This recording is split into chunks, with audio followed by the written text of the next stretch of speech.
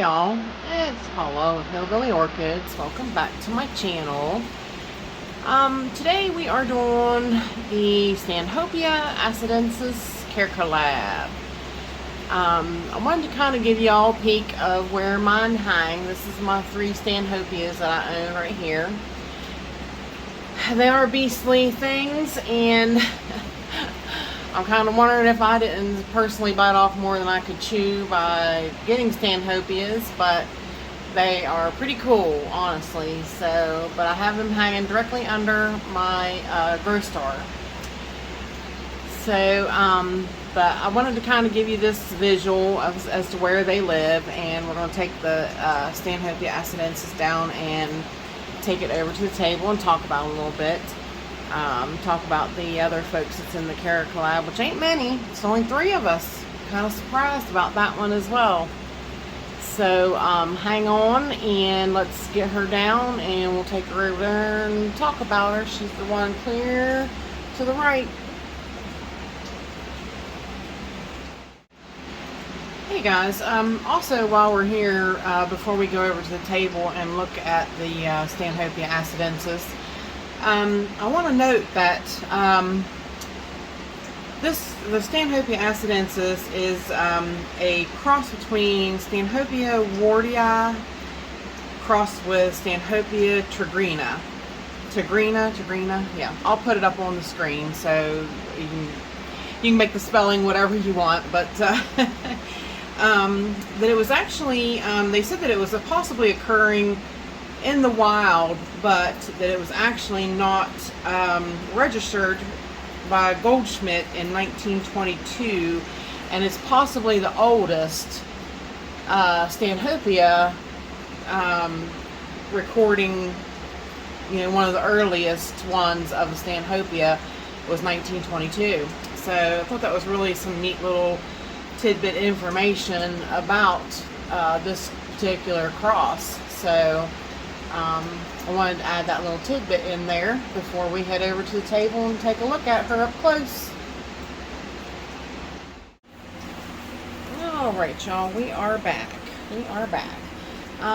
This Carecollab is put together from with Nina from Ninja Orchids. She puts these Carecollabs together, and you know, we each have a plant that is the same plant that is in different environments, and we talk about that plant. Well, today happens to be the Stanhopea Assidensis.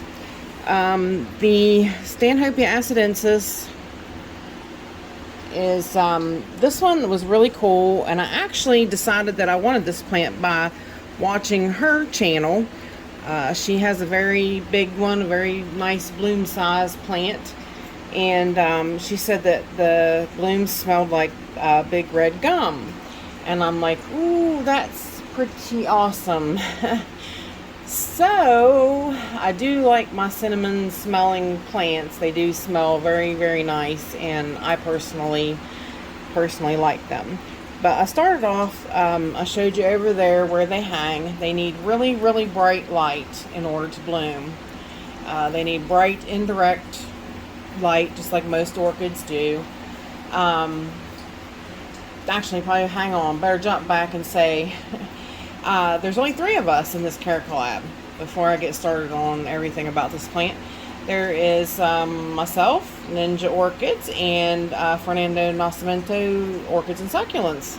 So only the 3 of us this time, which is kind of odd, but like I said, I wouldn't have owned it had I not seen it on Nina's channel. So and I found a seedling. She was a seedling. She was very small. If you guys have been with my channel, you can actually go back and see her sometimes. There's some shorts I did. There was some controversy about me uppotting her in too big of a pot. She grew fast, and I could tell just in the amount of time that I had her that I knew it was going to be okay to uppot her, because she was growing fast. She was growing very rapid. She likes my temperatures. Like I said, she likes bright indirect sunlight. She likes 87% humidity and 79 degrees Fahrenheit, which is sometimes more. You know, we've been really hot this summer. We've been high 80s low 90s. So she's appreciating it all. She likes hot, moist temperatures, and basically I feed her just like I do the rest of my orchids. She gets the Jack's 2-part system, and as you can see, I would say by the amount of number of growths that she's loving it. She just got watered, so she's drippy. I lined her basket in coconut husk fibers. Sometimes you can do it with paper towels and things like that. That also works in, you know, holding in the coconut husk. But that is basically what she's in as well. She's in coconut husk fibers and, not fibers, yeah. She got the lined in coconut husk fibers. Coconut husk chunks, perlite, and charcoal is what she is planted in. And as you can see, loves it, loves it, loves it. These two growths right here are brand new. This one is the last recent. It's fairly new. She just grows like a trooper. She really does. She likes my environment. She loves that grow light. Putting her in this basket has been the best thing for her. She has definitely taken off and definitely loving life. But that's about all I do with her. Is I keep her pretty moist. They don't really like to dry out too much. So about every 2 days I take her down and I soak her. Like I said, she gets soaked in the Jack's 2-part system, and every once in a while, I have been recently starting to spray in the evening times with just CalMag and sea kelp, and every now and again I'll give her a spray of that in the evening as well too, just to add a little bit. These guys are all orchids are calcium hogs, so they love it. They love it. They take it in, they absorb it. But I'm gonna ask Nina if she minds if I use a picture of her Assidensis in bloom so that you guys can see the blooms of it. They're very pretty. They're white with kind of red splotches, spots here and there. And of course, like I said, I'm not really a spot kind of person on blooms, but the fact that she smells like cinnamon, I love it. Nina said that she just takes over her blooming alley, and that's straight what I want. That's straight up my alley. So it'll be a few years yet before mine blooms, so I've got a little ways to go yet.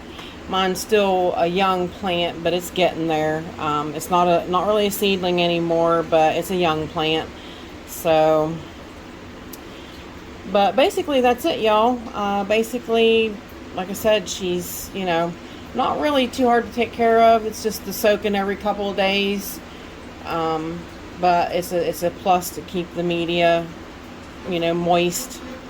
So, but that's it. And make sure you guys go check out the other 2 channels and see how they grow it in their environments. And with that said, I appreciate y'all stopping by and hanging out with me. And bye for now, y'all. Till we meet again.